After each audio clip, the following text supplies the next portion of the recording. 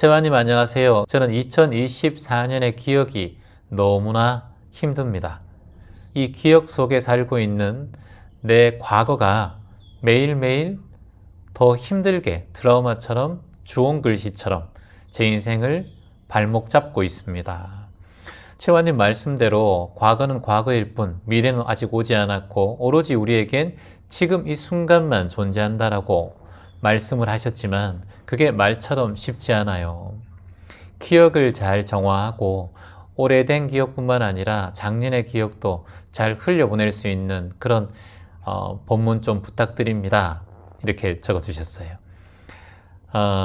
참 좋은 질문이에요. 이건 우리 모두에게 많은 고통을 주는 그런 질문이기 때문입니다. 왜냐? 기억 속에 살고 있는 사람들은 거의 다 고통이 많아요. 기억도 두 가지예요. 좋은 기억과 나쁜 기억이에요. 근데 좋은 기억과 나쁜 기억 사이에 좋지도 않고 나쁘지도 않은 기억이 있어요. 그래서 이 세 가지로 나눌 수가 있겠죠. 좋지도 않고 나쁘지도 않은 이 기억은 제가 오늘 건드리지 않을게요. 다만 좋은 기억과 나쁜 기억에 대해서 여러분과 함께 제가 강의를 해볼까 합니다. 좋은 기억에 대한 말씀보다 지금은 질문자가 나쁜 기억에 대한 말씀을 해주셨어요. 그런데 이 두 개는 연결되어 있기 때문에 이 두 가지 다를 말씀드리는 게 낫겠습니다. 가장 먼저 중요한 것은 기억이 많으면 생각이 많아져요. 이게 첫 번째 흐름이라고 보면 돼요. 기억이 많을수록 생각이 많아진다. 기억이 생각을 키운다. 이 말이 좋으네요. 기억이 생각을 키운다. 기억이 생각을 키워요. 기억이 생각을 키운다면 기억 앞에 좋은을 붙이면 좋은 기억은 좋은 생각을 키운다라는 거예요. 자, 두 번째, 나쁜 기억은 나쁜 생각을 키운다라는 거예요. 이해되시죠? 그러니까 이 두 가지를 우리가 살펴보면 좋겠죠. 이렇게 한번 말해 봅시다. 질문을 먼저 던지는 걸 좋아해요. 저는 여러분이 문제점을 저한테 질문하셨을 때 저는 다시 그분에게 여기 수업을 오셨으면 제가 말씀을 드리겠지만 수업을 안 오셨기 때문에 제가 직접 질문을 드린다면 이렇게 질문 드릴 거예요. 왜 그 과거의 기억을 떠올립니까? 라고 질문할 거예요. 왜 과거의 기억을 떠올립니까? 왜 작년의 기억을 떠올립니까? 자, 그리고 두 번째 질문이에요. 그 기억을 떠올리면 당신의 생각과 행동에 어떤 영향을 미칩니까? 이 질문을 하고 싶어요. 자, 두 가지 질문했습니다. 왜 자꾸 그런 생각해? 이거예요. 왜 자꾸 그런 기억하는데? 이거예요. 자, 두 번째. 그 기억을 자꾸 하면 당신의 생각과 행동에 어떤 영향을 끼치냐? 이걸 여쭤보는 거예요. 좋은 기억은 좋기 때문에 자꾸 떠올리는 거예요. 그리고 행동과 영향을 미치죠. 좋은 행동을 해요. 예전에 좋은 기억이 있으면 좋은 행동들을 더 많이 하게 돼요. 근데 나쁜 기억을 떠올리면 나쁜 행동들을 하게 됩니다.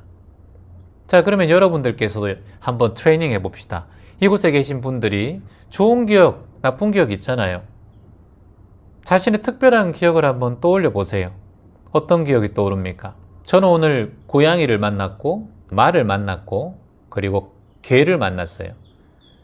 개들에게 사료를 주고 개껌을 주고 당근을 주었습니다. 그 기억이 떠오르네요.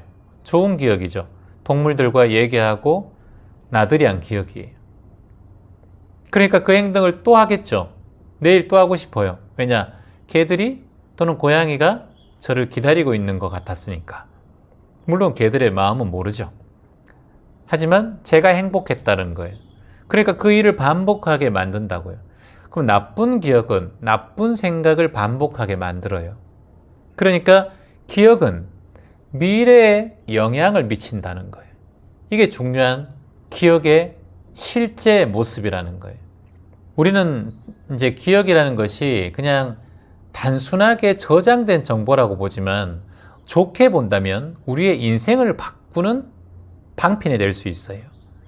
기억이 어떻게 작용하는지부터 먼저 체크한다면 기억이라는 것은 뇌의 해마에서 관장을 합니다. 그리고 과거의 경험의 축적이에요. 그 과거의 경험의 축적이 결국은 틀을 만들어요. 어떤 틀을 만드느냐? 생각의 틀을 만들고, 그리고 두 번째, 말의 틀을 만들고, 세 번째, 행동의 틀을 만들어요. 그래서 반복적으로 떠올리는 기억은 우리 기억의 뇌의 신경망의 흐름을 강화시켜버려요. 만들어버린다니까. 물길을 만들어버린다고요. 물길이 만들어진 이 모든 것을 인간 사고의 패턴이에요. 이 사고의 패턴대로 인간은 살아가요. 부정적인 생각을 많이 하면 부정적인 자신의 신경망이 강화되고 결국은 부정적인 사고의 패턴을 결정해요. 긍정적인 생각을 많이 하면 긍정적인 신경망이 구성이 되고 결국은 긍정적인 사고의 패턴을 결정해요. 그래서 부정적인 생각하는 사람은 자꾸 부정적으로 흘러가고 긍정적으로 흘러가는 사람들은 계속 긍정적으로 가요. 말을 편하게 곱게 하는 사람은 항상 말을 편하게 곱게 하고 욕이 항상 있고 말이 급하신 분들은 항상 욕이 있고 급한 말이 나오죠. 기억은 두 가지로 나눈다. 크게 긍정적인 기억과 부정적인 기억. 긍정적인 기억은 인생의 열린 사고를 만들죠. 마음이 열려요. 긍정적인 사람들은 대부분 다. 마음이 열리기 때문에 이 사람은 성공할 확률이 높아요.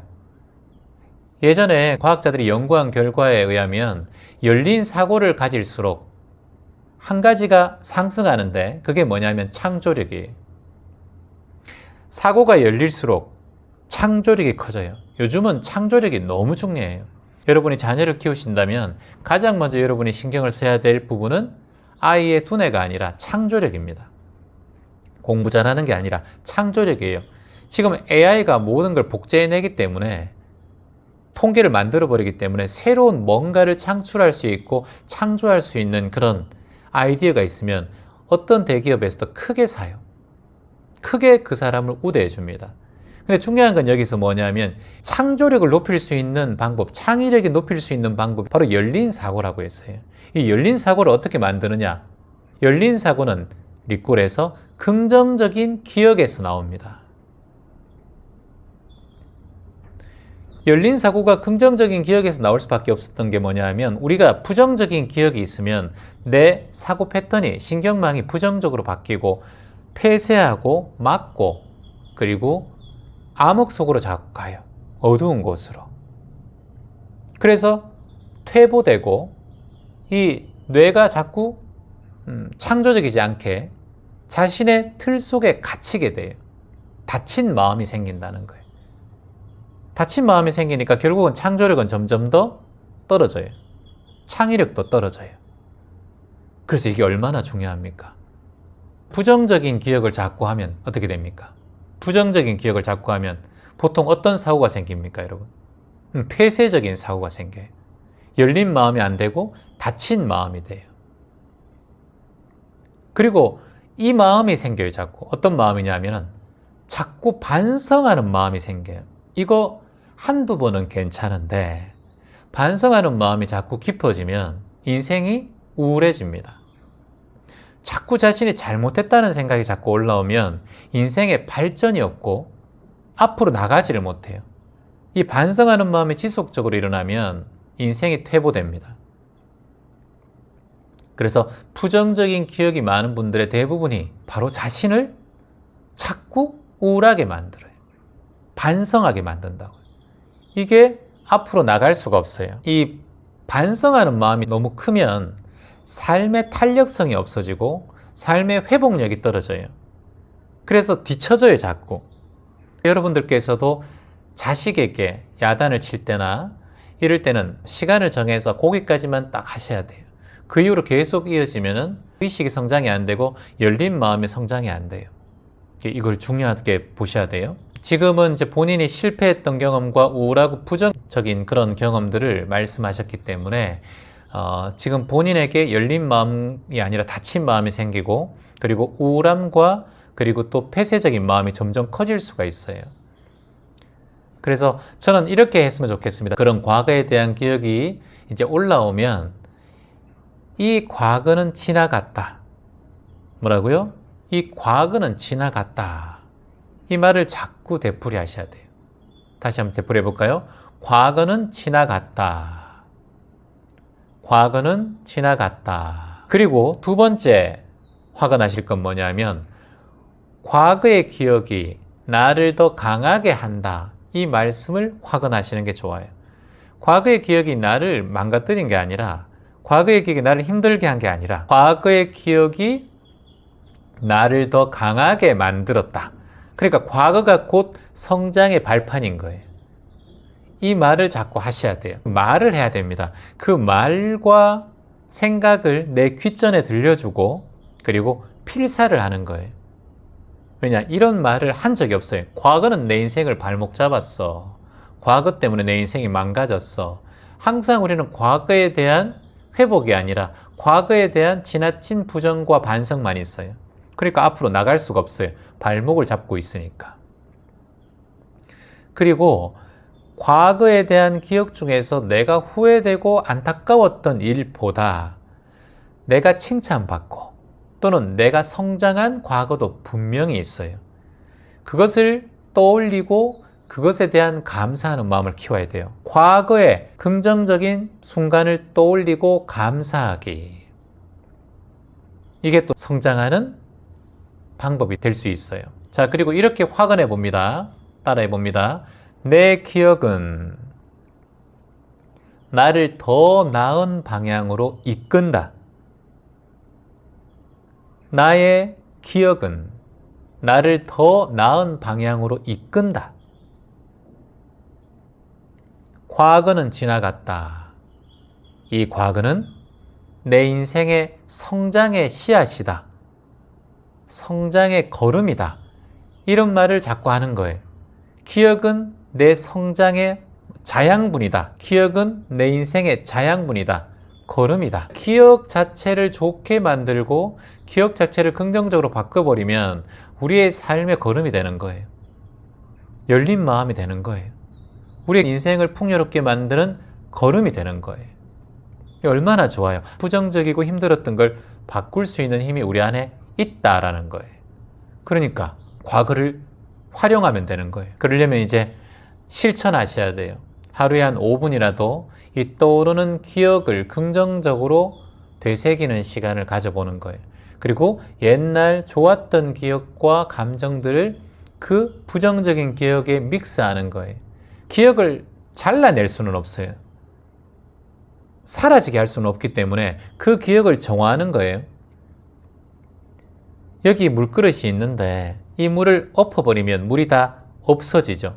이 더러운 물을 탁 엎어서 던져버리면 좋긴 한데 그렇게 할 수 없다. 그러니까 우리는 이 그릇에 깨끗한 물을 부을 수밖에 없다. 이 마음의 그릇에 깨끗한 물을 자꾸 붓고 긍정적인 물을 자꾸 붓다 보면 언젠간 깨끗한 물로 바뀔 수밖에 없다. 들숨에 그 깨끗하고 긍정적인 면을 들이마시고 날숨으로 부정적인 면을 내뱉는 연습을 계속 하는 거예요. 이게 중요하다. 기억을 통해서 오히려 더 내 인생이 성장하고 내 인생이 더 좋아질 수 있다라는 걸 본인이 깨달으셔야 돼요. 부정적으로 볼 필요 없습니다. 그 마음으로 수행하시기를 희망합니다. 감사합니다. 엄마랑 전화를 했습니다. 엄마와 저 서로 애착이 심해서 거리를 두고 있지만 마음이 마냥 편한 것만은 아니었습니다. 그런데 통화를 하면서 엄마의 어린 시절 얘기를 상세하게 듣게 되었어요. 그동안 들었던 얘기와는 또 다른 이야기를 들으면서 엄마가 진심으로 불쌍하다는 생각이 들었습니다. 재환님. 그동안 엄마는 나보다 더 어렵고 힘들게 사셨어. 그래, 잘해드려야지 하는 생각이 들었었지만 마음으로는 받아들여지지 않아서 힘들었는데 이번에는 마음으로 훅 다가왔습니다. 어린 시절 엄마가 그려지며 엄마의 행동들이 하나씩 이해가 되었습니다. 실타래가 조금씩 풀린 것 같았습니다. 명상과 마음 공부 덕분이겠죠, 채환님. 오늘도 법문 감사드립니다. 라고 해주셨습니다. 어린 시절 엄마의 얘기를 들으면서 엄마가 어려운 환경 속에서 자라왔던 걸 처음 알게 되고 그동안 왜 엄마의 행동을 이해하지 못했을까 스스로 깨닫게 되는 그런 계기가 되었다고 하셨어요. 왜 엄마는 저렇게 말하고 행동했을까라고 느낀 예전의 기억들이 어쩌면 어머니의 상처와 경험에서 나온 것임을 자식으로서 알게 되었죠. 그러다 보니까 자연스럽게 마음의 문도 열리고 어머니에 대한 이해와 감사, 사랑의 마음이 조금씩 커진 것 같습니다. 얼마 전에도 기점명상센터에 오셔서 저에게 질문하신 분이 이런 얘기를 하셨어요. 부모님과의 관계에서 자꾸 벽이 느껴진다는 거예요. 예전에 저도 어머니가 저한테 이렇게 말씀하신 적이 있어요. 네하고 얘기하면 내가 벽하고 얘기하는 것 같다. 말이 안 통한다. 이렇게 얘기하셨어요. 이제 수행하는 것이 이해가 좀 안 되셨죠. 그리고 제가 절하는 것을 보고 네 그렇게 자꾸 절하면은 다리 잘못된데 이렇게 자꾸 걱정을 하시는 이 부모님의 모습이 아직까지 떠오르는데 마음으로는 잘해드리고 싶지만 이해가 되지 않는 부모 때문에 어려움을 겪는 자녀분들이 많습니다. 그리고 또 부모와 서로 용서하고 이해하고 진심으로 화해하고 싶은데 그 관계를 개선할 수 있는 방법을 모르는 분들도 많이 계세요. 그런 상황에 계신 분들이 많이 계시기 때문에 오늘은 그런 얘기들을 조금 해볼까 합니다. 일단 부모와 자식 간의 이해의 첫걸음은 무엇이냐면 따라해 볼까요? 듣기입니다. 듣기 평가가 아니라 듣기, 오로지 듣기. 우리는 보통 듣기 평가를 하죠. 그 사람이 얘기를 듣고 내 아상을 보태서 그걸 평가를 합니다. 근데 평가는 빼고요. 오로지 듣기입니다. 부모님을 이해하는 첫 걸음은 듣기다. 자식을 이해하는 첫 걸음도 듣기다. 부모 이야기를 듣고 자식의 이야기를 듣고 그리고 부모의 감정과 자식의 감정을 헤아리고 그 과거에 일어난 많은 경험들을 내가 조금씩 유추하고 이해해 갈 때 부모의 행동 또는 자식의 행동에 대한 이해가 조금씩 풀리게 돼요. 그것이 바로 화해의 시작이에요. 용서하고 싸움을 끝내고 서로 이해하려고 하면 가장 먼저 중요한 것은 듣기입니다. 서로에 대한 이야기를 들어봐야 돼요.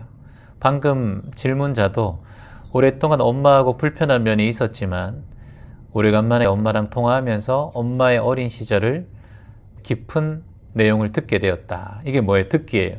상세한 내용을 듣게 되었다. 그것이 이제 화해의 시작인 거예요. 제주도는 밭을 갈면 거의 나오는 게 돌입니다. 그래서 그 돌을 가지고 이제 돌담을 샀죠. 그래서 그 제주도의 자연 속의 그 광경들, 그 돌담의 광경을 바라보면 아주 제주스러운 멋이 더 느껴집니다. 가끔씩 보면 제주도 그 밭 중간에 무덤 같이 되어 있는 나무로 이렇게 쌓여져 있는 그런 공간들이 있습니다. 그 공간들은 파헤치지 않고 그냥 보존을 합니다. 왜냐하면 수십 년 동안 바위를 뚫고 뿌리를 내린 그 나무들이 있기 때문에 그곳을 보존하고 그 부분을 뺀 부분에 농사를 짓고 당근을 심고 그래요. 제주도 분들은 그 바위나 나무나 그 돌들을 원망하지 않고 그대로 그걸 보존합니다. 그 바위의 뿌리가 감싸고 그리고 그곳에 자리를 잡은 덕분에 어쨌든 간에 이 땅과 이 밭이 지탱되고 있다. 그리고 하나의 어떤 기도의 장소 또는 하나의 의지처라고 볼 수 있죠. 일하다가도 밭 중간에 앉아서 잠시 음식도 먹을 수 있고 자연에게 먼저 먹을 것을 바치고 그리고 또 나의 농사도 기원하고 풍년도 기원하는 그런 마음의 의지처라고 할 수 있습니다.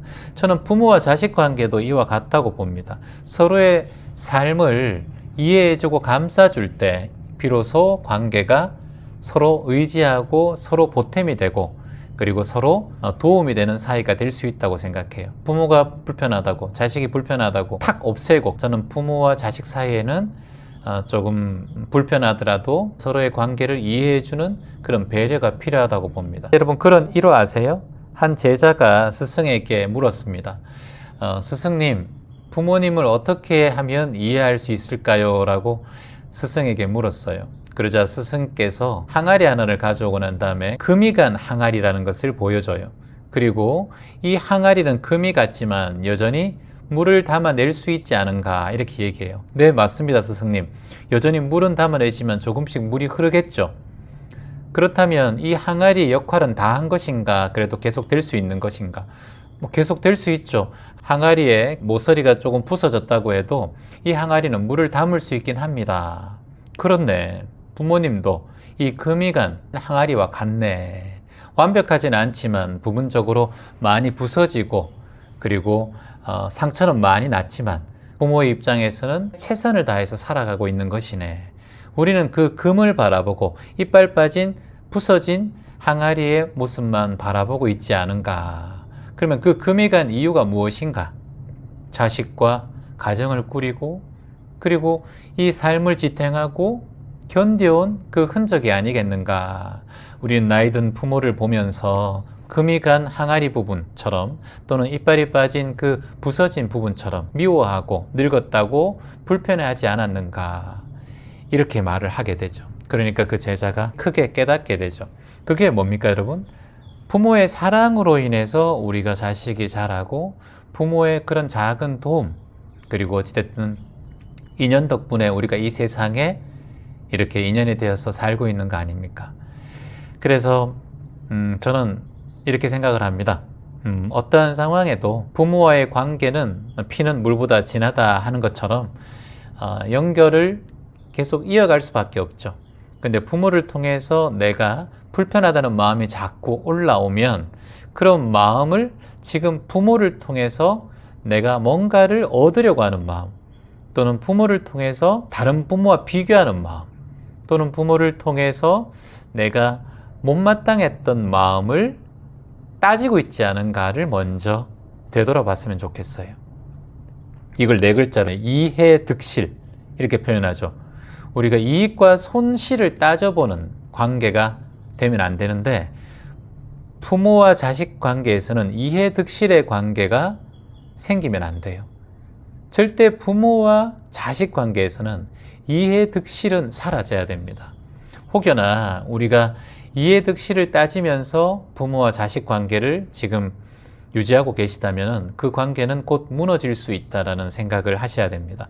내가 무엇을 가질 것인가, 내가 무엇을 선택할 것인가, 그거는 부모와 자식 관계에서는 절대 지양해야 되는 마음의 관점이라고 보셔야 됩니다.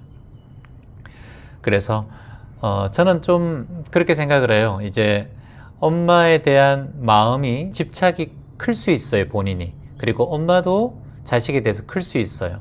그래서 엄마도 그렇고 자식도 그렇고 지금 질문자도 그렇고 이런 마음으로 살아봤으면 좋겠어요. 따라해 볼까요? 나의 작은 행복 찾기. 뭐라고요? 나의 작은 행복 찾기. 자신만을 위한 삶을 조금씩 더 챙겨가라는 거예요. 그건 엄마도 그렇고 그리고 자녀도 그렇고 내가 즐기고 좋아하는 것들을 조금씩 리스트를 작성해 보고 작은 취미나 활동 같은 거 좋잖아요. 그런 걸 좀 작성해서 나의 작은 행복을 찾고 내가 보람있고 행복한 일을 찾아가는 것. 오히려 부모님들이 그런 걸 더 원할 수가 있어요. 자식이 행복하게 살아가는 걸 다 부모들은 원하죠. 그리고 내가 그런 시간을 확보함으로써 엄마와 부모에게도 그런 시간을 확보해라고 조금은 조언을 해줄 수 있는 그런 마음도 생기게 되거든요. 그리고 또 엄마에 대한 마음이 자꾸 생길 때마다 자신의 그 감정을 조금씩 정리하는 글쓰기, 필사 같은 게 좀 좋습니다. 두 가지의 마음을 쓰면 좋은데요. 내가 부모에게 감사했던 점. 두 번째는 내가 부모에게 아쉬웠던 점. 이 두 가지를 쓰다 보면 마음이 비워져요. 왜냐? 감사했던 점이 하나면 아쉬웠던 점도 하나거든요. 이게 두 개가 드러나고 내 눈에 보이고 글씨로 쓰다 보면 이게 두 개가 믹싱이 되어서 정화가 돼요. 근데 보통 우리는 부모에게 아쉬웠던 점만 돌이킵니다. 자꾸 그것만 마음속에 맴돌아요. 그래서 부모에 대해서 부정적인 생각이 자꾸 올라옵니다. 명상을 추천하자면 내려놓기 명상, 또는 부모에 대한 마음이 흘러가는 것을 좀 차단하기 위해서는 부모에 대한 집착이 있을 수 있거든요. 그래서 자애 명상, 자애, 나를 사랑하는 명상이죠. 자애 명상을 해주면 좋죠. 나 자신에게 위로와 사랑을 주면서 나를 안아주는 시간을 가지는 게 좋습니다. 마지막으로 말씀드리고 싶은 거는, 우리가 항상 부모는 자식을 위해서, 또는 자식은 부모를 위해서, 또는 누군가를 위해서 모두 다 애쓰며 살아가고 있습니다. 애쓴다는 것이 모든 것을 얻을 수도 있지만 그 애씀이 실패로 돌아갈 때는 모든 것을 잃을 수도 있습니다. 그래서 애쓰지 말고 그냥 물 흐르듯 삶을 살아가는 걸, 그런 마음을 가졌으면 좋겠습니다. 그리고 다시 한번 말씀드리지만, 나를 위한 시간을 가지는 것, 나를 위한 시간을 가지는 것, 그렇게 되면 점점 더 진정한 행복으로 인생이 채워질 것 같습니다. 확언 한번 해볼까요? 따라 해봅니다. 나는 필요한 것을 내려놓고 나의 시간을 가진다. 나는 필요한 것을 내려놓고 나의 시간을 가진다. 나는 내 삶을 사랑하며 새롭게 채워나간다. 나는 내 삶을 사랑하며 새롭게 채워나간다. 나는 나에게 집중하며 마음의 평화를 찾는다. 나는 나에게 집중하며 마음의 평화를 찾는다. 내려놓는다는 건 잃는 것이 아닙니다. 내려놓는다는 것은 잃는 것이 아니에요. 진정한 나를 찾는 시작이란 걸 다시 한번 기억해야 합니다. 우리가 부모와 자식 간에 가장 중요한 건 들어주는 거예요. 그리고 공감하는 거예요. 부모의 얘기를 공감해주고 들어주면, 자식의 얘기를 공감해주고 들어주면 하늘에도 평화가 오고 인간에게도 평화가 옵니다. 대화를 통해서 들어주고 소통해주고 공감해주는 그런 시간을 가지면 어떨까 싶습니다. 또는 부모님에 대한 감사한 마음을 생각해보고 아쉬웠던 마음이 드는 만큼 감사한 마음도 키워서 서로가 감사일기도 좀 적어보고 긍정일기도 좀 적어보고 부모님과 소통하는 시간을 가져도 좋을 것 같습니다. 부모를 이해하면 내 마음이 치유돼요. 이게 중요한 거예요. 부모를 이해하면 내 마음도 치유된다. 이걸 기억하셔서 부모의 이야기를 온전히 들어주고 이해하는 것, 이게 곧 내 인생을 치유하는 방법이다. 내가 부모에 대한 사랑과 존중으로 부모의 마음을 이해하면 내 마음도 사랑과 존중으로 나에 대한 사랑, 자애에 대한 마음이 키워지겠죠. 그러면 내가 부모에 대해서 겪었던 여러 가지 과거도 무르르듯이 흘러가고 현재에 집중할 수 있는 내 마음이 키워져요. 그래서 항상 우리는 부모에 대한 대화가 들어주는 것이 중요하다. 이렇게 말씀드리고 싶습니다. 감사합니다. 안녕하세요. 최환이 반갑습니다. 제 인생 모든 것 다 내려놓고 열심히 살아왔습니다. 하지만 최근 남편의 외도에 50년 인생이 다 날아갔습니다. 이제는 저는 제 인생에 더 내려놓을 것도 비울 것도 없고 매일매일 눈물로만 인생을 보내고 있습니다. 귀점 명상 만나고 이렇게 명상을 들으며 댓글을 쓰고 있습니다. 재환님, 저 이제 그만 내려놓아야 할까 봐요. 힘듭니다. 라고 이렇게 적어주셨네요. 50년 동안 가족과 남편을 위해서 헌신하며 살아온 아내의 마음, 그리고 이제는 내려놓을 것과 붙잡을 것을 지금 구분하지 못해서 막막하고 눈물만 매일 흐른다고 고민을 적어주셨습니다. 정말 내려놓아야 할까요? 라고 이렇게 질문을 해주셨어요. 이런 내용이 많이 받고 있습니다. 명상센터를 찾아오시는 분들 또는 댓글로 소통해 주시는 분들 많이 계신데요. 이게 이제 오랜 시간 헌신하고 내 모든 청춘과 인생을 바쳐서 이렇게 살아온 분일수록 이 고통은 더 심하게 되죠. 많이 밀수록 많이 밀려가고요. 또 많이 당길수록 많이 당겨오는 거예요. 여기서도 착각하고 있는 게 한 가지가 있어요. 내려놓는 것은 포기가 아니다. 내려놓는 것은 포기가 아니다. 내려놓는 것은 포기가 아니다. 내려놓는 것은 새로운 것을 채우기 위함이다. 내려놓는 것은 새로운 것을 채우기 위함이다. 내려놓는 것은 새로운 것을 채우기 위함이지 절대 포기가 아니다는 거예요.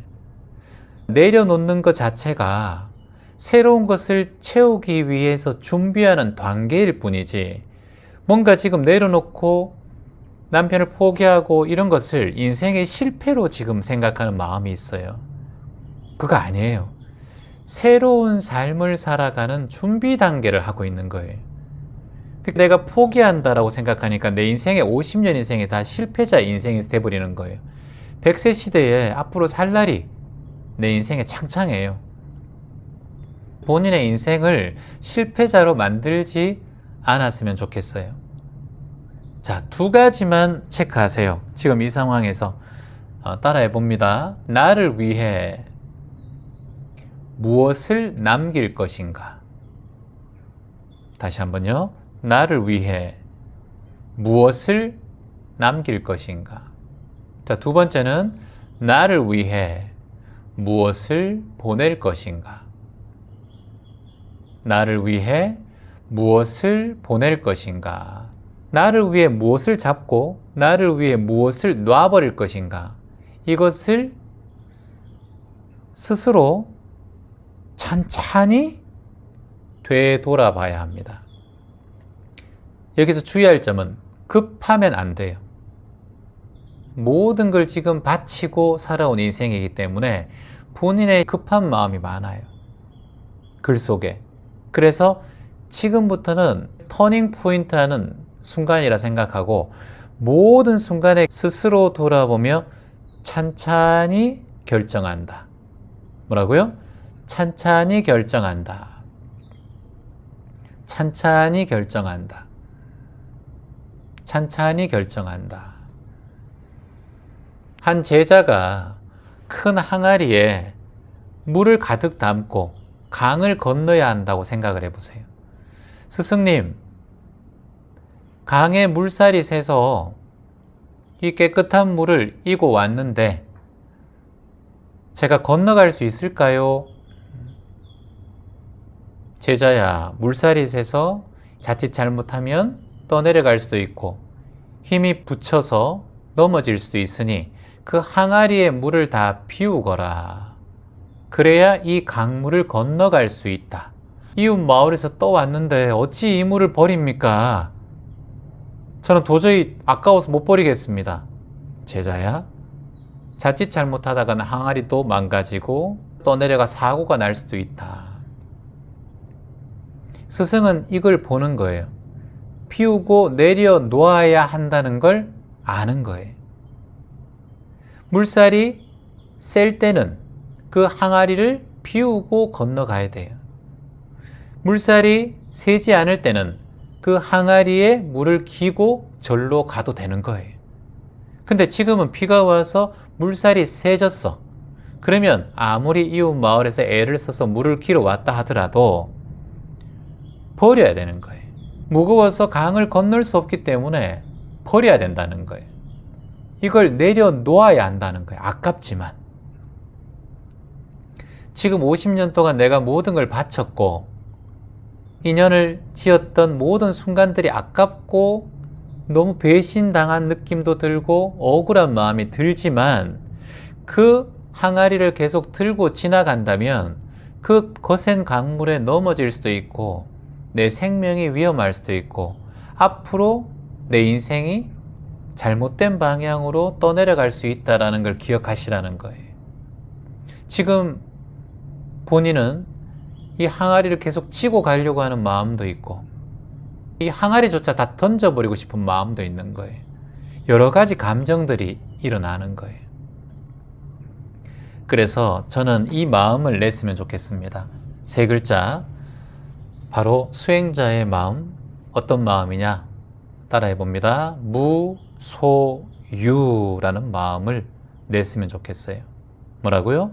무소유. 이게 무슨 마음인가요? 소유에 집착하지 마라. 소유에 집착하지 마라.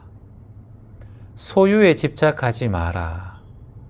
소유에 집착하지 않으면 마음의 자유를 만난다. 그래서 무소유라고 하는 거예요. 무소유. 우리가 살아가면서 이런 고통을 겪는 마음이 일어나지 않으면 좋겠지만 지금 질문자님한테는 일어났으니까 내 마음에 가지고 있는 감정들을 내려놓는 연습을 저는 하셨으면 좋겠어요. 그래서 내려놓기 명상 또는 비우기 명상, 쉽습니다. 조용한 공간에 앉아서 다른 거 하지 마시고요. 남편에 대한 억울한 마음, 자신의 인생에 대한 후회 마음, 이 모든 게 올라오면 그냥 조용히 눈을 감고 또는 눈을 뜨셔도 괜찮고요. 한 곳을 바닥을 지그시 바라보고 코로 깊게 숨을 먼저 들이마시는 거예요. 그리고 편안하게 후 내쉬면서 본인의 마음으로 이 말을 반복하는 거예요. 내려놓습니다. 그리고 무소유, 이렇게 얘기하세요. 들숨에 또 숨을 한번 쭉 들이마시고 후 내쉬면서 내려놓습니다. 무소유. 지금 질문자님은 항상 무언가에 애쓰며 사셨어요. 그게 글에 표현이 되어 있어요. 그러다 보니까 내 인생이 한순간에 망가졌다라고 본인이 판단하시는 거예요. 너무 애쓰며 사는 본인의 습관이 인생을 이렇게 흘러가게 만들었다라고 볼 수도 있어요. 그래서 지금부터 내려놓기 명상을 통해서 자꾸자꾸 본인의 어떤 감정을 소유하지 말고 그냥 그대로 무소유하자, 무소유하자. 이런 생각을 딱 가지셨으면 좋겠습니다. 소유에 집착하지 말자. 어떤 것을 소유하려고 하는 마음을 자꾸 집착하면 마음이 불행해지고 자유가 멀어집니다. 소유에 집착하는 마음이 자꾸 일어날 거예요. 왜냐하면 그게 습관이었기 때문에. 모든 괴로움은 내려놓음에서 시작돼요. 모든 괴로움은 비움에서 시작됩니다. 모든 괴로움이 사라지는 첫 번째가 비움에서 시작되고 내려놓기에서 시작된다는 걸 잊지 않으셔야 돼요. 그래서 내려놓음의 지혜, 이게 비움 명상이에요. 항상 마음속에 집착이 일어나고 이 소유하려고 하는 마음이 일어나고 과거에 대한 억울한 마음이 일어날 때마다 호흡을 통해서 내려놓습니다. 내려놓습니다. 내려놓으니 편안합니다. 이렇게 마음으로 자꾸 되뇌이면서 조용한 공간에서 또는 자연 속에서 또는 청소하면서도 그렇고 설거지하면서도 그렇고 본인에 있는 화와 그리고 마음속의 답답함을 호흡을 통해서 계속해서 내려놓고 내려놓고 내려놓으셔야 됩니다. 이것이 본인에게 지금 꼭 필요한 그런 수행법이라는 걸 다시 한번 말씀드립니다. 매일매일 모든 면에서 조금씩 좋아집니다. 지금은 지옥 같고 힘든 상황이지만 삶이란 변화하고 무상하게 바뀌게 되어 있습니다.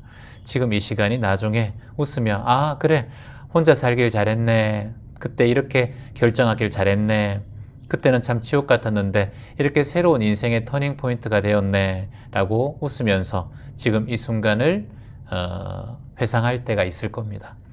꼭 이겨내시고 본인의 삶에 집중하면서 무소유란 말을 꼭 기억하시고 집착심을 피우고 내려놓으시기를 희망하고 내가 좋아하는 일, 내가 만족하는 일에 더 집중하는 그런 삶을 살아가시기를 희망합니다. 감사합니다.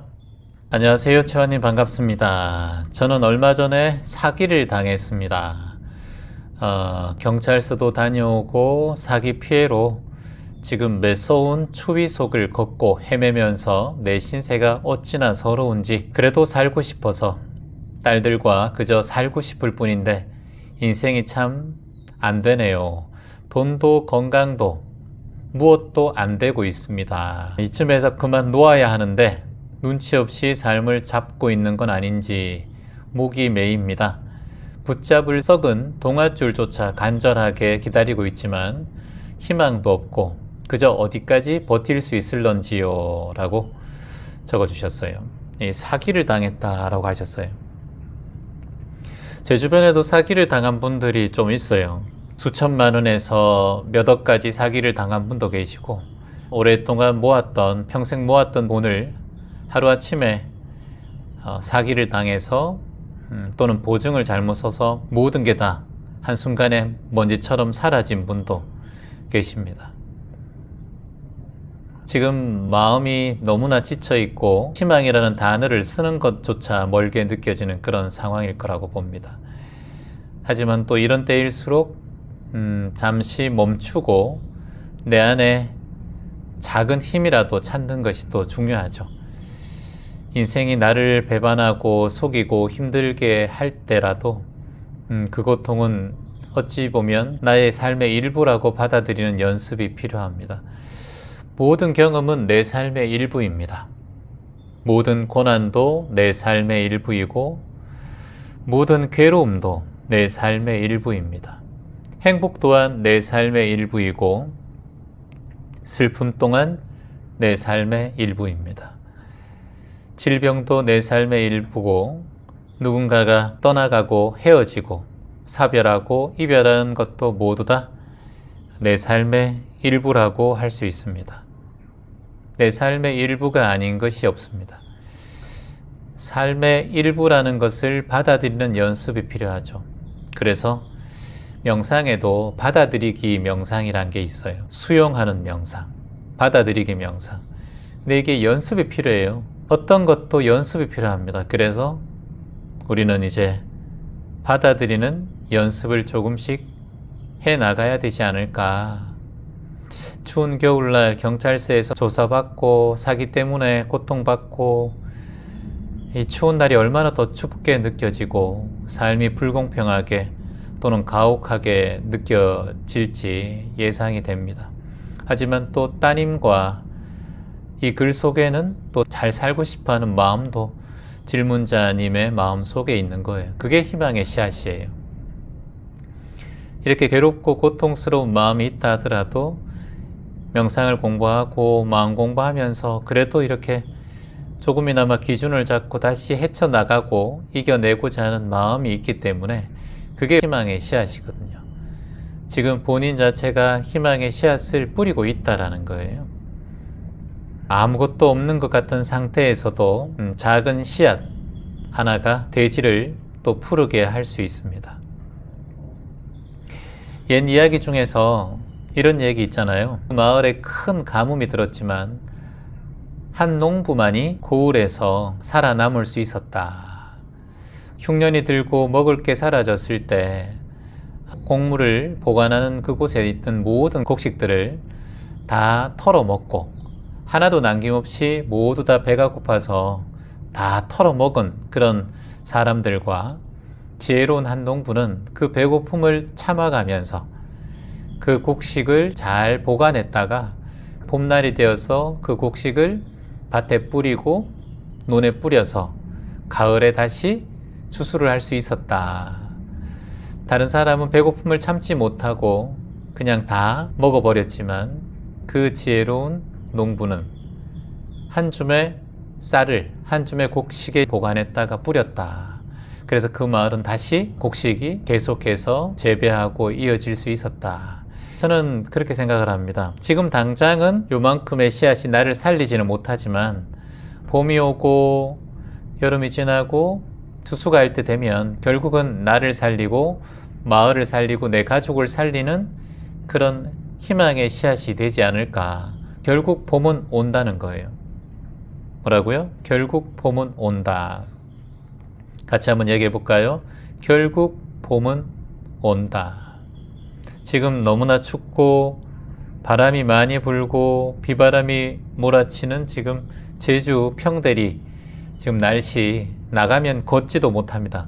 그만큼 비바람이 쳐도 또 내일이 되면 어느새 바람 불었나 비가 왔나 눈이 왔나 할 정도로 또 금세 또 좋아져요. 이게 재행무상이에요. 항상 변화한다는 거예요. 무유정법이라는 거예요. 정해진 법이 없다라는 거예요. 지금 질문자께서 붙잡고 있는 딸과의 삶에 대한 희망은 어쩌면 바로 희망의 씨앗이라고 봅니다. 사기를 당하고 힘든 상황에 있다 하더라도 그래도 딸과 잘 살고 싶다라는 그 자체가 저는 희망이라고 봐요. 그 희망이 반드시 겨울이 지나고 봄을 맞이하는 그날이 찾아올 거라고 생각을 합니다.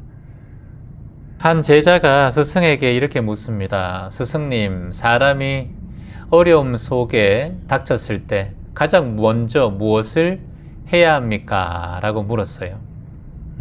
누구한테 물었을까요? 공자에게 물었습니다. 그때 공자께서 이렇게 말씀하셨어요.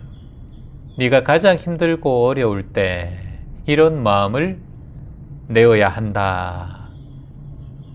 아, 스승님, 어떤 마음입니까? 꼭 알고 싶습니다. 그래, 내가 하는 말을 잘 들으라, 제자야.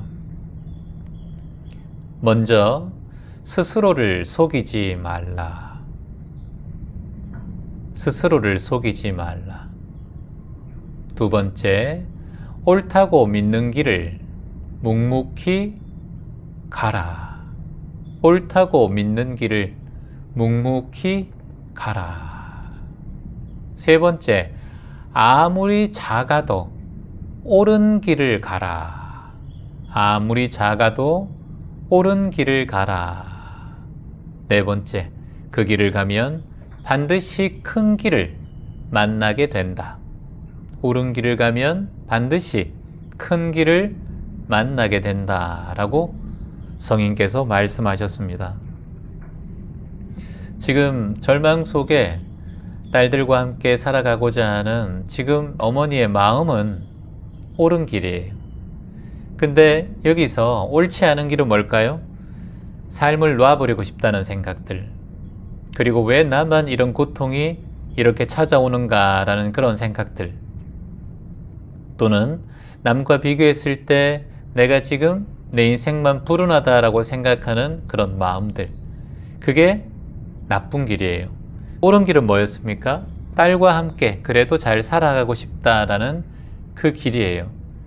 지금 내가 죽고 싶고 사기당해서 너무 힘들고 이런 마음이 감정이 나를 속이는 순간들이에요. 그래서 감정에 속으면 안 돼요. 공자께서 말씀하셨지만 스스로를 속이지 말라 하셨어요. 본인이 분명히 희망의 존재라는 걸 꼭 깨닫고 옳다고 믿는 길을 가야 됩니다. 옳다고 믿는 길. 옳다고 믿는 길이 뭐였습니까? 딸과 함께 잘 살아가는 길. 그것이 옳은 길이에요. 그 길을 절대 포기하면 안 된다. 어떠한 어려움이 내 삶에 찾아오고 나에게 극단의 어려움을 준다 하더라도 그것이 지나가면 평온이 찾아오게 되어 있다. 지금 비록 가장 어렵고 힘든 순간 같아도 이 끝에는 반드시 변화가 온다. 그래서 극과 극은 통한다라는 말 있죠. 한 3가지 정도를 매일매일 하셨으면 좋겠어요. 첫 번째는 지금 이 명상을 하시듯이 하루에 5분이라도 10분이라도 조용히 눈을 감고 편안하게 앉아서 호흡을 하면서 지금 이 순간 나에게 가장 소중히 여겨지는 것, 이걸 떠올리는 거예요. 가장 소중하다라고 생각되는 것 떠올리는 거예요. 여러분 한번 떠올려 볼까요? 어떤 게 여러분에게 소중합니까? 저는 지금 새소리를 듣고 있는데 내 귀, 소리를 들을 수 있는 귀가 참 소중하고요. 그리고 입이 있어서 여러분에게 대화를 할 수 있는 이 순간이 참 소중하고요. 눈이 있어서 카메라를 보고 여러분과 함께 서로 눈을 바라볼 수 있는 것이 참 소중하네요. 그리고 내 몸에 힘이 있어서 이렇게 수행정진을 할 수 있는 것이 참 소중합니다. 첫 번째 솔루션은 하루 5분이라도 조용히 명상을 하면서 나에게 소중한 것이 무엇인가 라는 것을 하나, 둘, 세 가지 정도 되새겨 보는 거예요. 이걸 하루에 5분씩 정도만 하세요. 그리고 두 번째 솔루션은 나는 오늘 희망의 씨앗을 심고 있다라고 스스로에게 말하는 거예요. 나는 오늘도 희망의 씨앗을 심고 있다. 지금 태풍이 오고 가뭄이 들어서 사기라는 어처구니 없는 그런 인연이 내 삶에 찾아왔다. 내일 지구가 멸망하더라도 나는 한 그루의 사과나무를 심겠다 라고 말한 그 스피노자의 말씀처럼 나는 씨앗을 심고 있다. 나는 오늘도 씨앗을 심는다. 이 말을 반복하는 거예요. 자신의 귓전에 자꾸 들려주는 거예요. 이게 두 번째 솔루션이라고 할 수 있습니다. 힘들 때마다 나는 지금 내 마음밭에 씨앗을 심고 있다. 힘든 상황이 그 씨앗을 심는 과정이라고 봐야 돼요. 심어서 바로 추수하면 좋지만 그게 아니라 심고 모내게 하고 기다리고 또 피도 뽑고 잡초도 뽑고 하는 그 시간이 우리에게는 필요하잖아요. 그 시간이 바로 씨앗을 심는 과정입니다.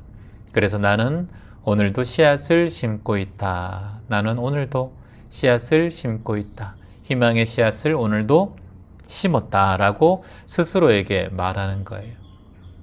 그리고 세 번째 솔루션은 적극적으로 경찰서나 또는 도와주는 민간 변호사나 이렇게 어려운 상황에 도움을 줄 수 있는 지역사회의 지원을 적극적으로 찾아보는 걸 저는 권합니다. 이 세 가지의 솔루션을 꼭 한번 해보세요. 그리고 명상은 방금 말씀드렸듯이 씨앗 명상, 그러니까 내가 마음에 희망의 씨앗을 자꾸 뿌린다라고 생각하는 거예요.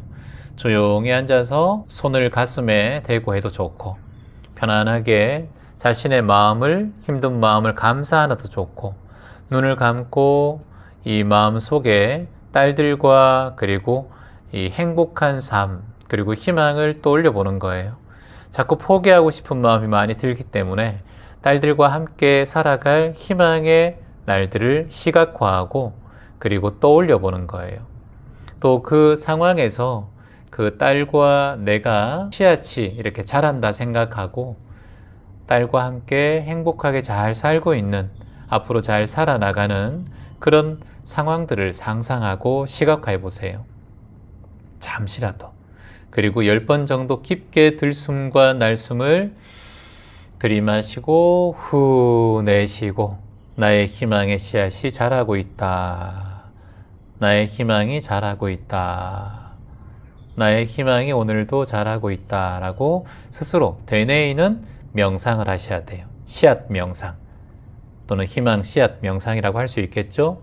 그걸 시각화하고 상상하고 그리고 본인에게 호흡을 통해서 자꾸 확언해 주는 거예요. 그래야 본인의 무의식이 조금씩 바뀌게 될 겁니다. 삶의 고통은 우리에게 어찌 보면 가장 힘들고 어려운 상황이라고 생각을 하지만 이 고통의 씨앗은 곧 희망의 씨앗이 된다라는 걸 다시 한번 마음속 깊이 깨닫고 그 씨앗이 언젠가 꽃피는 것을 우리가 알아야 합니다. 이렇게 한번 확언하면 좋을 것 같아요. 같이 한번 해볼까요? 나는 희망을 심는다. 나는 희망을 심는다. 내 삶을 꽃 피운다. 내 삶을 꽃 피운다. 나는 희망을 심고 삶을 꽃 피운다. 이렇게 자꾸자꾸 본인에게 내 삶을 꽃 피운다, 내 마음의 희망을 씨앗을 심는다 라고 이렇게 자꾸 하고 본인을 응원해 주시기를 희망합니다. 고맙습니다. 안녕하세요, 최환님. 80세가 되었습니다. 젊을 때는 친구들과 웃으며 즐겁게 지냈지만 7순을 넘기고 8순을 맞이하면서 주변 사람들과 점점 멀어졌습니다. 80세가 되니 주변 친구들과 지인들을 정리하며 혼자 지내고 있습니다. 사별한 지 30년이 지났고요. 지금은 바쁘고 즐겁고 모든 것이 그럭저럭 괜찮습니다. 이제는 혼자 있는 시간이 대부분이지만 오히려 그 시간이 더 자유롭고 풍요롭게 느껴집니다. 취미를 즐기고 드라이브를 하고 건강을 잘 관리하는 지금의 삶, 만족하고 감사함을 느낍니다. 몸만 건강하길 바라면서 정기적인 건강 체크도 잘하고 있고요. 30년 넘은 세월 동안 혼자 있는 세월이 많다 보니 새삼스럽지도 않고 적응도 잘하고 살고 있지요. 자식들 바쁘기에 그저 병원도 혼자 잘 다니고 있고요. 짐이 되고 싶은 마음은 절대 없습니다. 건강하게 잘 살다가 천국 갔으면 좋겠어요. 정이 참 많다 보니까 사람들로부터 상처도 많이 받았고요. 어쩝니까? 그래도 타고난 걸요. 그래서 사람들과 인연을 가능하면 맺지 않으려고 합니다. 혼자 음악 들으면서 드라이브 할 곳도 많고 한국은 갈 곳이 너무 많이 잘 되어 있어서 참 좋아요. 늘 바쁘게 움직이다 보니 심심하다고 느껴본 적도 없습니다.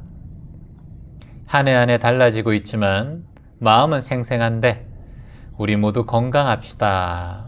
나이가 들수록 혼자서도 행복할 수 있겠지요.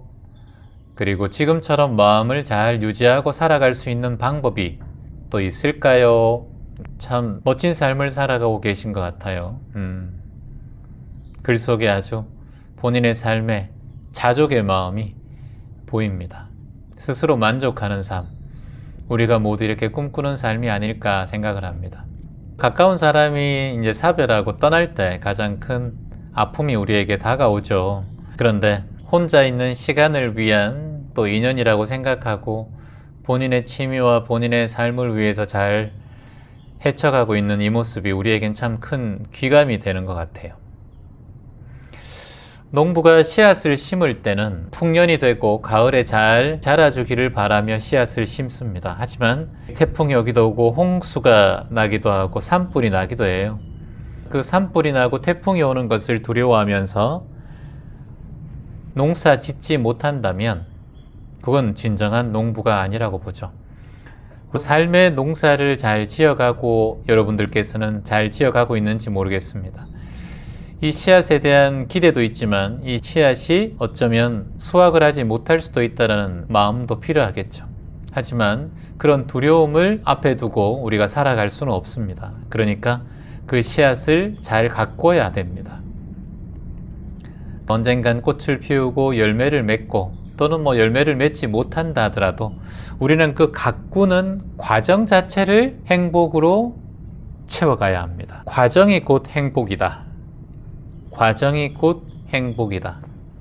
과정이 곧 행복이다. 그 곡식을 가꿔가고 사과나무 가지치고 이렇게 가꿔가는 게 행복이고 그리고 또 열매를 또 따먹는 행복도 있겠죠. 이 과정 자체가 행복이란 걸 아는 게 지혜라고 봅니다. 그 복숭아 꽃 보셨습니까, 여러분? 얼마나 아름다워요. 복숭아 열매가 맺히기 전에 그 복숭아 꽃을 바라보면 너무나 아름답습니다. 그 또한 행복이에요.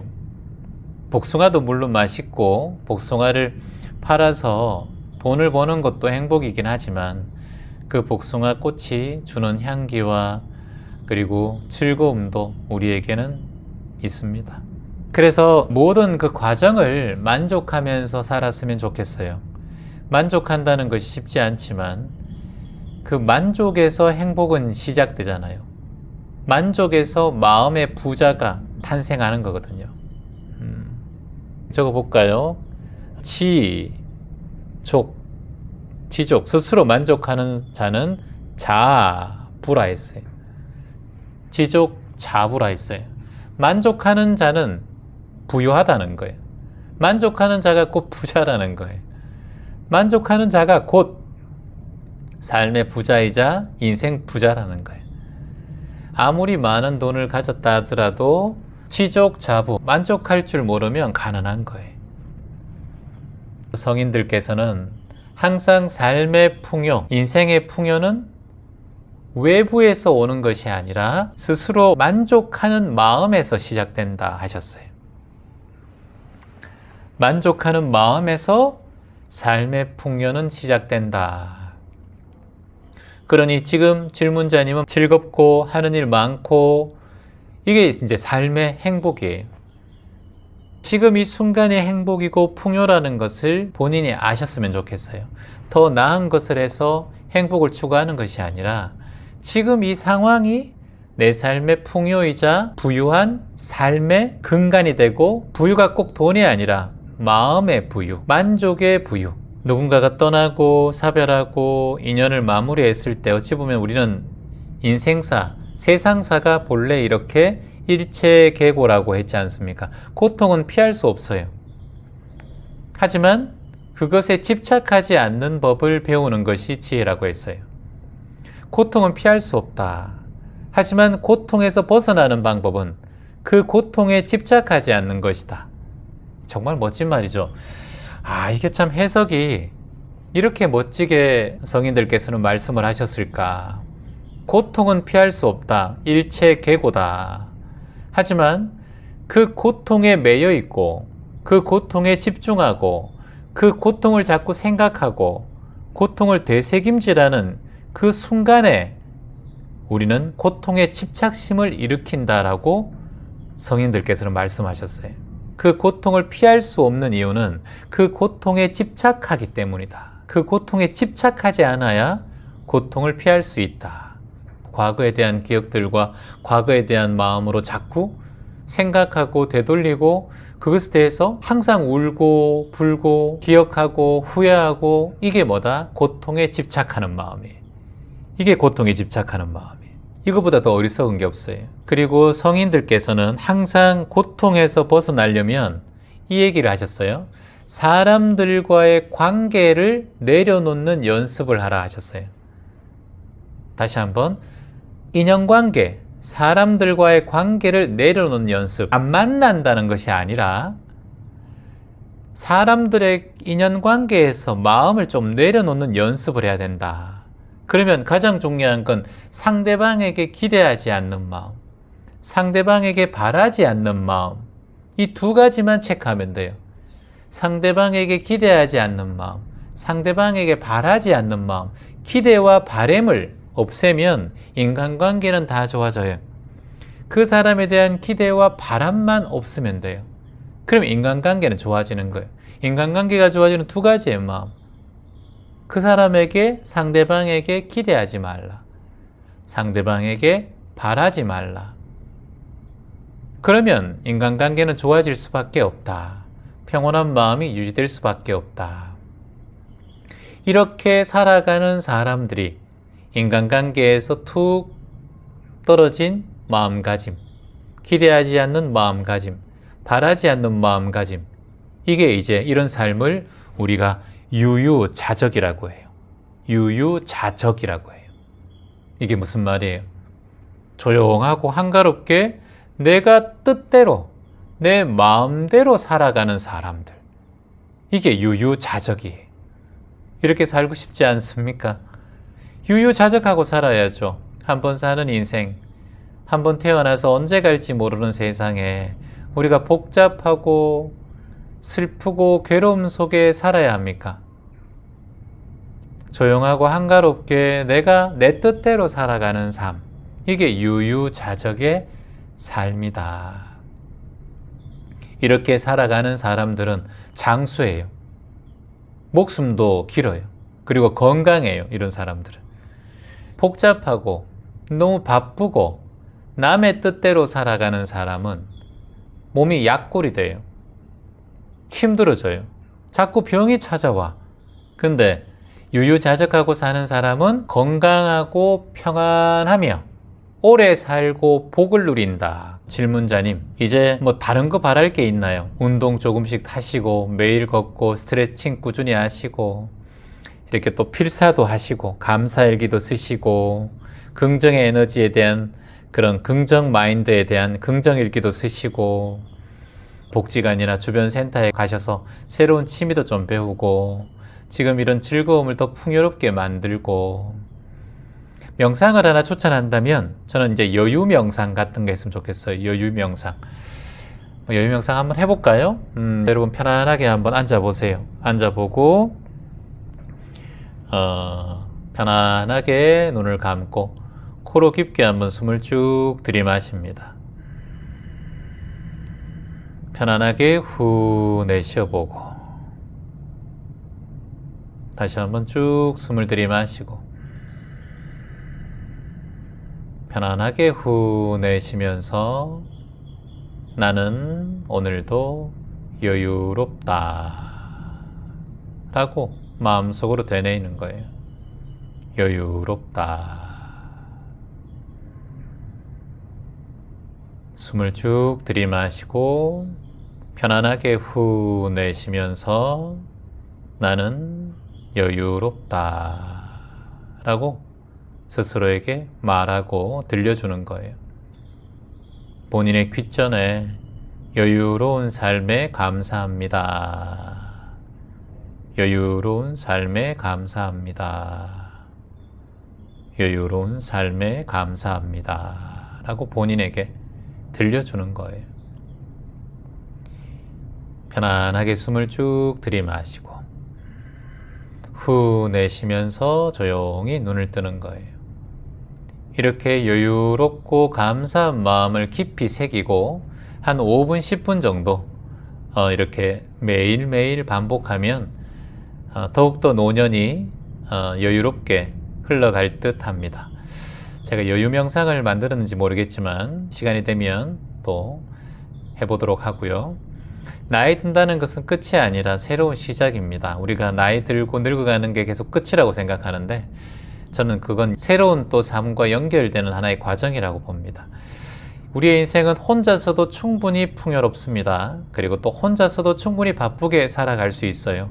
자신의 삶의 중심을 잡고 건강과 마음 공부를 놓치지 않고 한 걸음 한 걸음 전진해 나가시기를 희망합니다. 물론 건강이 삶의 기초예요. 뭐다? 건강이 삶의 기초이기 때문에 건강한 삶을 위해서 마음 공부와 운동을 계속해서 이어가는 걸 잊지 말아요. 하루에 명상과 절수행 같은 것은 너무나 좋습니다. 집에서도 쉽게 할 수 있고요. 자, 이렇게 한번 확언해 볼까요? 확언 한 3개 정도 같이 한번 말해 봅시다. 나는 나의 삶을 풍요롭게 가꾼다. 나는 나의 삶을 풍요롭게 가꾼다. 나는 건강과 평화가 나의 하루에 가득 찬다. 건강과 평화가 나의 하루에 가득 찬다. 나는 지금 이 순간에 감사하고 여유롭게 살아간다. 나는 지금 이 순간에 감사하고 여유롭게 살아간다. 이게 우리의 기도법과 화근법이라고 할 수 있습니다. 건강한 몸과 평온한 마음으로 나이 들어감 속에서도 풍요롭게 살아가시기를 이곳에 계신 모든 분들이 그렇게 살아가시기를 희망합니다. 감사합니다. 안녕하세요, 채화님. 저는 암투병 중입니다. 하지만 명상을 통해서 감사와 평온을 느끼고 있습니다. 한 생각이 바뀌면서 온 세상이 바뀌는 것을 실감하며 살고 있습니다. 앞으로도 치유와 평화를 유지하기 위해서 또 어떤 마음가짐이 필요할까요? 지금 암투병 중이시라고 하셨습니다. 하지만 명상을 통해서 감사와 평온함을 느끼고 있다라고 말씀해 주셨어요. 그리고 질병과 병고를 통해서 깊은 깨달음을 얻었고, 그리고 또한 한 생각이 바뀌면 온 세상이 바뀐다는 것을 실감하고 계신다라고 하셨습니다. 그럼에도 또 지속적인 치유와 평화를 유지하기 위해서 또 어떤 마음가짐이 필요한지도 아마 조금은 고민이 되실 것 같습니다. 지금의 그 감사와 평온한 마음, 이것이 이미 깊은 치유와 희망의 여정을 걷고 있다는 걸 보여주는 증거라고 생각을 합니다. 앞으로도 한 생각의 힘을 믿으셨으면 좋겠어요. 같이 함께 따라해 볼까요? 나는 한 생각의 힘을 믿는다. 나는 한 생각의 힘을 믿는다.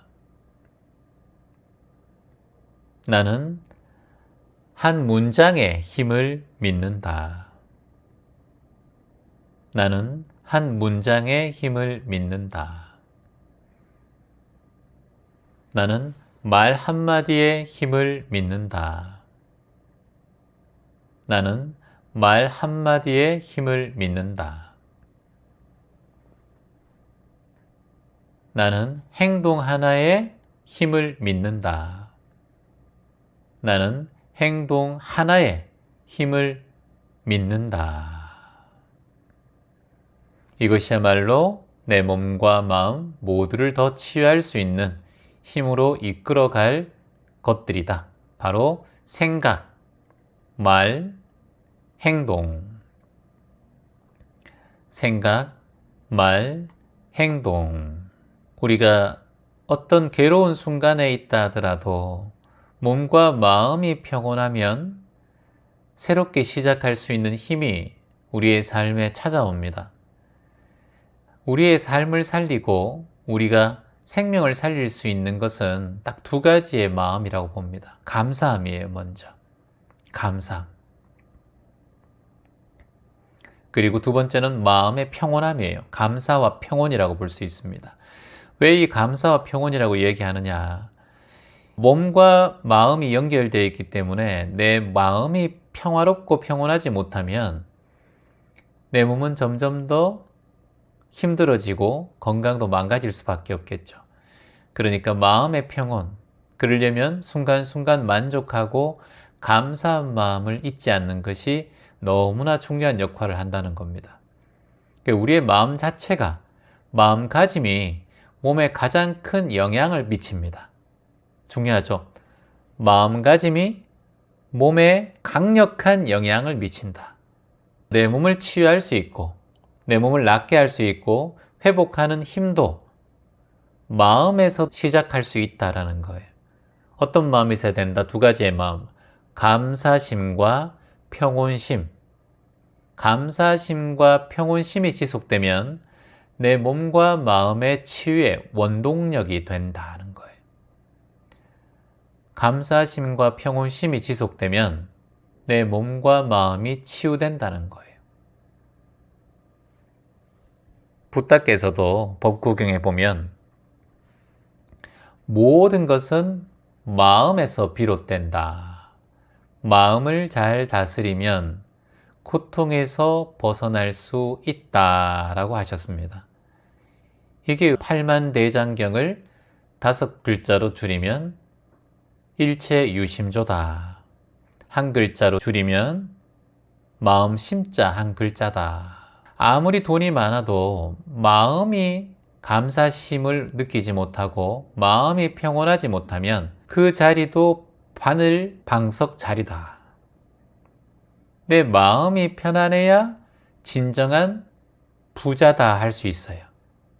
만족을 알고 내 마음이 평온한 사람이야말로 참된 부유함 또는 부자라고 할 수 있습니다. 이거를 4글자로 적어볼까요? 지, 족, 자, 부. 스스로 만족하는 자는 그 자체가 바로 가장 큰 부유함과 부자임을 스스로가 알고 있는 자다. 그러니까 진정 부유한 사람, 이런 사람들은 항상 감사심과 평온심이 유지되는 거예요. 감사심, 평온심, 만족심. 감사심, 평온심, 만족심. 이런 것들이 어떠한 상황에서도 우리에게 헤쳐나갈 수 있는 힘을 만들어줘요. 그래서 내 마음이 불안하면 일이 잘 풀리지가 않아요. 대입시험 칠 때도 또는 면접을 볼 때도 항상 마음이 편안해야 시험도 잘 쳐지고 면접도 잘 보고 말도 잘해요. 여러분이 누구를 만나더라도 여러분께서 영업직을 하고 손님을 만나고 많은 인연을 만난다 하더라도 본인이 마음이 편안하면 결제뿐만 아니라 계약이 저절로 이루어지게 되어 있어요. 그래서 마음이 평안한 자는 항상 이득을 얻는다라는 말이 있습니다. 자, 따라해 볼까요? 마음이 평안하면 득을 본다. 마음이 편안하면 저절로 이루어진다. 마음이 편안하면 저절로 해결된다. 그러면 득을 얻는다는 거예요. 어떻게 하면 마음이 편안하면 득을 얻고 마음이 불안하면 실을 얻는다는 거예요. 마음이 편안하면 저절로 이치가 풀리고 마음이 불안하면 풀릴 것도 더 꼬이게 된다. 평온한 마음, 감사하는 마음, 만족하는 마음이 치유와 행복으로 이어지는 연결고리다라는 걸 우리가 또 알 수 있겠죠. 지금 암과 투병 중이지만 내 마음의 평안함을 위해서 명상을 만났고 그리고 마음 하나밖에 없구나라는 걸 지금 깨달았다는 것은 큰 가르침이에요. 한 3가지를 본인이 했으면 좋겠습니다. 첫 번째는 감사일기. 매일 감사한 거 3가지를 적는 거예요. 오늘 살아있음에 감사합니다. 오늘 밥을 먹었음에 감사합니다. 오늘 마실 물이 있었음에 감사합니다. 걸을 수 있음에 감사합니다. 매일매일 감사한 거 3가지 적기. 감사일기처럼. 그리고 2번째 솔루션은 자연 속에서 명상하는 거예요. 뭐 둘레길도 좋고 공원도 좋고 잔디 위에도 좋고 벤치에도 좋고 가능하면 자연 속에서 일주일에 1~2번 정도는 햇살이나 나무나 새소리 듣고 그리고 바람도 느끼면서 자연과 하나 되는 명상을 하셨으면 좋겠습니다. 3번째 솔루션은 긍정적인 말하기. 어떤 말이냐? 나는 치유된다. 귀점 명상 치셔서 치유 명상 치면 나는 치유된다 명상이 있을 거예요. 그 명상을 하루에 한 10분이라도 그냥 음악처럼 들으세요. 그냥 애국가처럼 동해물과 백두산이처럼 시작할 때 아침 TV 시작할 때 동해물과 백두산이 애국가 나왔죠? 그 잠자기 전에 동해물과 백두산이 애국가 나왔잖아요. 그것처럼 치유 명상을 아침 저녁으로 3분에서 5분 정도만 듣는 거예요. 그리고 말을 가능하면 이렇게 하셔야 돼요. 나는 치유되고 있다. 나는 치유되고 있다. 나는 충분히 평온하다. 나는 충분히 평온하다. 이 2문장을 반복하는 거예요. 자, 반복해 볼게요. 나는 치유되고 있다. 나는 치유되고 있다. 한 번 더요. 나는 치유되고 있다. 자, 2번째 문장이죠. 나는 충분히 평온하다. 나는 충분히 평온하다. 나는 충분히 평온하다. 이렇게 확언하고 귓전에 명상을 듣든가 자꾸 말하든가 그렇게 하면 좋아요. 나는 치유되고 있다. 나는 충분히 평온하다라고 이미 내가 평온한 존재이고 평온한 호흡을 하고 호흡을 할 때도 항상 감사한 마음으로 호흡을 하고 숨을 들이마시고 내쉴 때 호흡 명상을 하면서도 내가 오늘 감사했던 것을 하나하나 떠올리는 거예요. 오늘도 내가 약을 먹을 수 있음에 감사하고 귀가 있어서 귀점 명상을 들을 수 있음에 감사하고 이렇게 자꾸 눈을 감고 미소 짓고 감사한 것들을 자꾸 떠올리셔야 돼요. 이게 감사 명상이에요. 그리고 감사함이 온몸으로 전달된다라고 느끼셔야 돼요. 지금 어느 쪽에 암이 계신지는 잘 모르겠지만 그쪽에 엄청나게 감사한 마음을 자꾸 보내는 거예요. 아픈 곳이지만 너 때문에 내가 내 몸이 귀한 걸 알고 그리고 마음 공부도 만나고 정말 정신없이 보낼 것 같았던 내 인생, 앞만 보고 달릴 것만 같았던 내 인생이 너로 인해서 내가 나를 되돌아보고 가족들도 되돌아보고 내 삶을 다시 한번 터닝 포인트 하는 계기가 되었구나. 한번 태어나면 다 죽는 게 인생인데 내가 너 때문에 이렇게 인생을 다시 한번 되돌아보고 내 인생을 회상해보는 좋은 계기가 되었구나. 그래, 머물다가 가거라. 있고 싶을 대로 있다가 머물다가 가거라. 이렇게 그냥 툭툭 내 몸에 속삭이면서 얘기를 하는 거예요. 이게 얼마나 좋은지 몰라요. 그리고 항상 그렇게 하고 난 다음에 끝날 때는 호흡을 통해서 눈을 편안하게 뜰 때는 미소를 가득 지고 입꼬리 올리세요.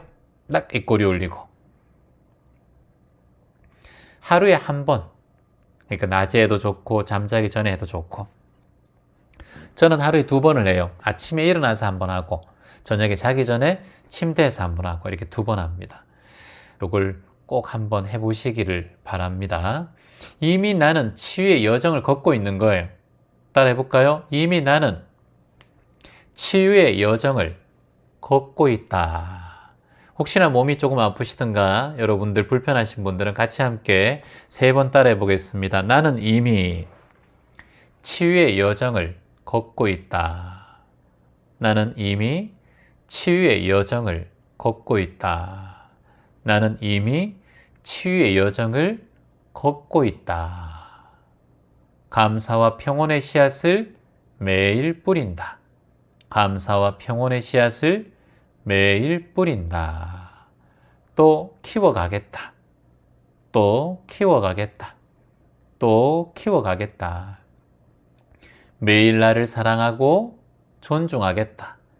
매일 나를 사랑하고 존중하겠다. 매일 나를 사랑하고 존중하겠다. 내 삶 자체로 빛난다. 내 삶은 자체로 빛난다. 내 삶은 자체로 빛난다. 이렇게 하루하루 반복하면서 마음을 잘 다스려 가시기를 바랍니다. 감사와 평온의 힘이 삶을 치유한다는 걸 꼭 기억해 주세요. 감사와 평온의 힘이 몸과 마음을 치유한다. 매일 감사한 마음을 되새기는 걸 꼭 기억해 주시기를 바랍니다. 한 생각이 바뀌면 몸도 바뀌고 세상도 바뀐다는 걸 꼭 기억해 주십시오. 감사합니다.